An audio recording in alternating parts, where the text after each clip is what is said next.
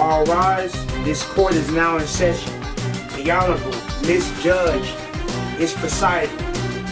You can now be seated. Hello, Kipsters. Today we are here for the defendants J and DGE. They are fighting about who should go at the end of a word. Well, we previously learned about long spellings and the fact that if a word is one syllable and has a short vowel sound, then it requires a long spelling if there is one. So, for the defendants J and DGE, let's think about it. If we have judge, for instance, and we've tapped that out, judge, and we pounded it, judge, that is a one-syllable word, and U is a short sound. So at the end of it, would I spell it J-U-J or J-U-D-G-E? Ask yourself, which one is the long spelling? D-G-E is the long spelling. So when you ask, well, how do you spell your name, Miss Judge? It is J-U-D-G-E. Judge. Now, here's another thing that you should know. You never use J at the end of a word, even if it is more than one syllable and it has a long spelling or a long sound. You always use G-E whenever you hear J at the end of a word. But if it's one syllable with a short vowel sound, you use D-G-E. Say it with me, Kipsters. What do we use? D-G-E. When we need a long spelling for J. Now, let's practice some of those. So, we are going to spell some syllables just so that we can make sure that it is clear for J and DGE of who goes where. Let's start with our spellings. Now, remember, when you spell words, we need to pound the syllables and we need to pinch out the sounds in our words. How else will we know if it requires a long spelling or what the letters are? So let's get started. The first word that we are going to write with our pencil and paper or a whiteboard and dry erase marker if you have one is Mick. Mick. M-I-K. Mick. Remember, Kipsters, to pound and pinch with me.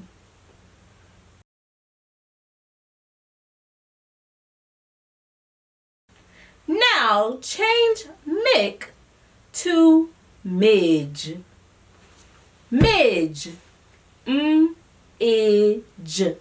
Midge. Okay, Kipsters, if I am moving too fast, feel free to pause me. Change midge to mid. Mid. M-id. Mid. Okay, change mid to quid. Quid. Qu-id. Quid. Did you remember that Q and U are married? So whenever we hear qua, we always know that it's Q-U. All right, Kipsters, change quid to quidge. Quidge. Qu-idge. Quidge.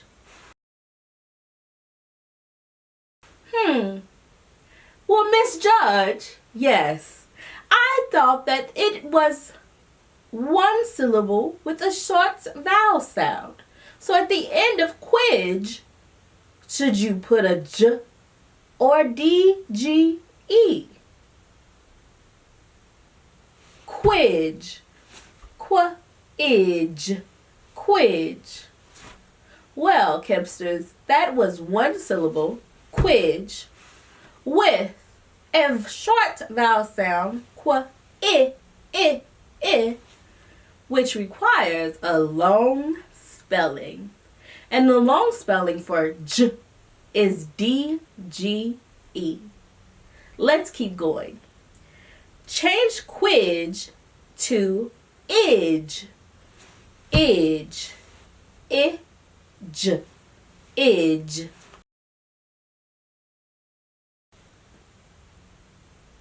How many syllables were in idge? Idge. Idge. Idge.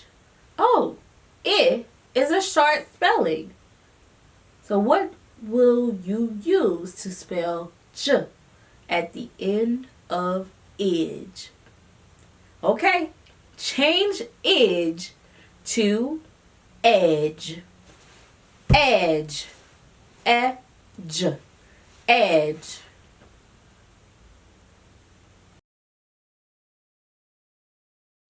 All right, Kipsters, let's continue our practice. Just so that we're clear on whether or not to use J for J or D-G-E for J. They both say J, but when do we use D-G-E? That's right, at the end of a one-syllable word with a short vowel sound, because D-G-E is a long spelling.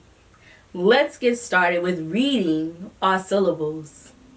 Make sure, try to see if you can read it before we pinch it out together and say it again.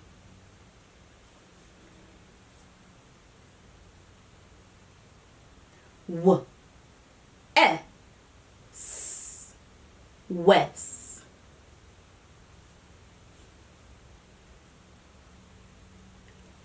W, edge, wedge.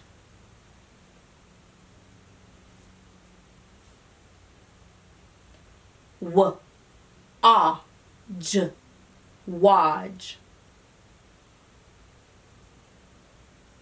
J, a, j, judge. J, a, t, jot. Qu, a, t, quat. Qu, at, quat. G, at, gat. G, a, j, gadge. G, a, ch, gatch. Good job, Kipsters. I'm sure that one day you too can become a judge just like me when it comes to judging whether or not to put a j or a D-G-E at the end of a word. Remember that when we put a D-G-E at the end of a word, it's because that word is one syllable with a short vowel sound, so that it requires a long spelling of j, which is D-G-E. Let's take our spelling test to make sure and see if you can become a judge like me. Number 1, edge.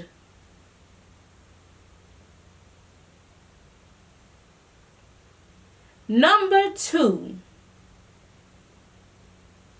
ledge. Number 3, lodge. Number 4, Number 4, ridge. Number 5, badge. Get ready for your sentence, Kipsters. The sentence is, I went to the edge of the ridge.